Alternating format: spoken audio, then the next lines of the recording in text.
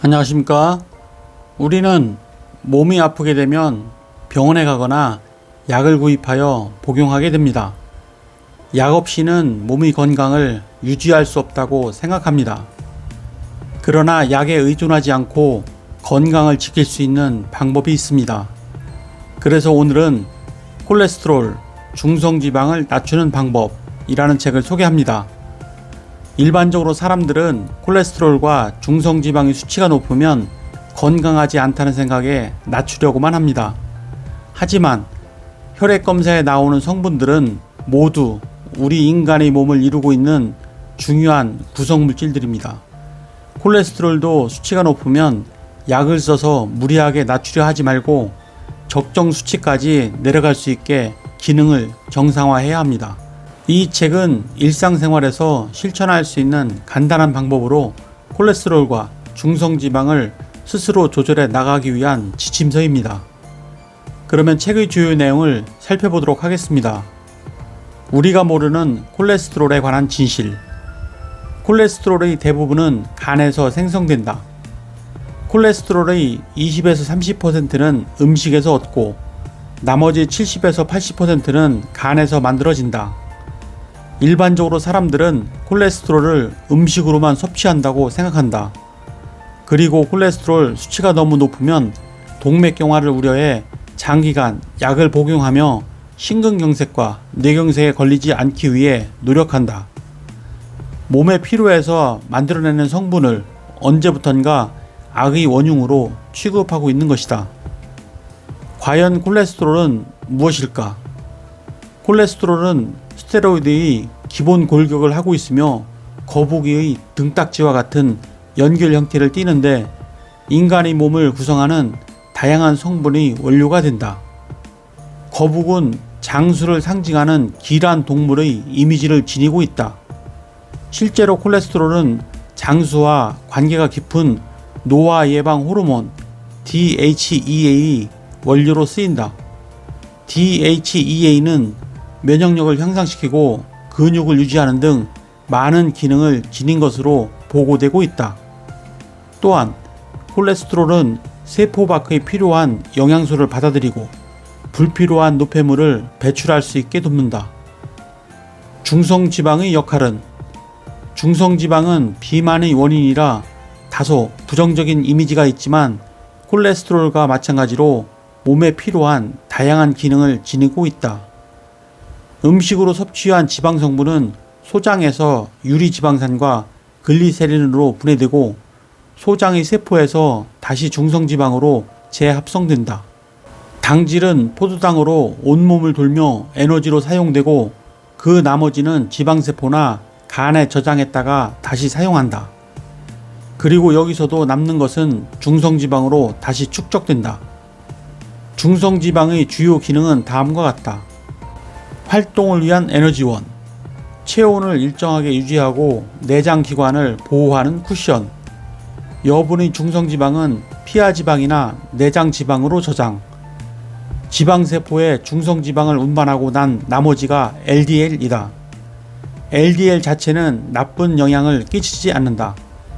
하지만 중성지방이 과다하게 형성되는 불규칙한 생활습관 등으로 인해 LDL이 산화되면 산화 LDL이 되는데 이것이 동맥경화의 원인이 된다.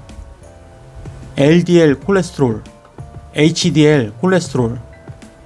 LDL을 나쁜 콜레스테롤이라고 부르지만 실제로는 세포막과 부신피질 호르몬, 성호르몬, 비타민 D, 담즙산은 등을 만들기 위해 콜레스테롤을 운반하는 중요한 역할을 한다. HDL은 산화 LDL의 처리를 위해 모여든 대식 세포로부터 콜레스테롤을 뽑아내거나 여분의 콜레스테롤을 간으로 회수해 VLDL과 LDL로 다시 사용할 수 있게 하거나 배출시키는 등 콜레스테롤의 균형에 중요한 역할을 한다. 한편 염증을 억제해 동맥경화를 예방하거나 항산화 작용을 하기도 한다.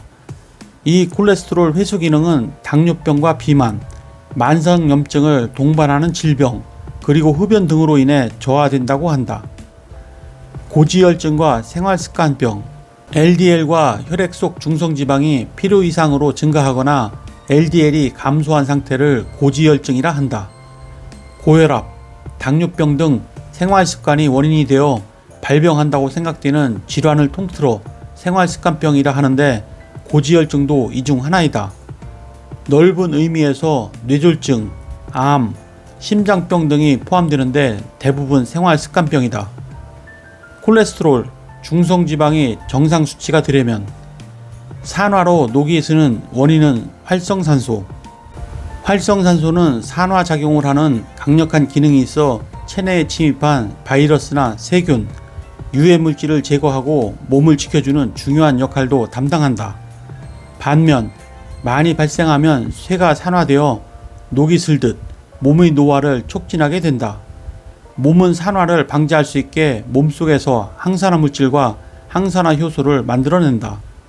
하지만 산화가 진행되면 이것만으로 산화를 억제하기에 충분하지 않다.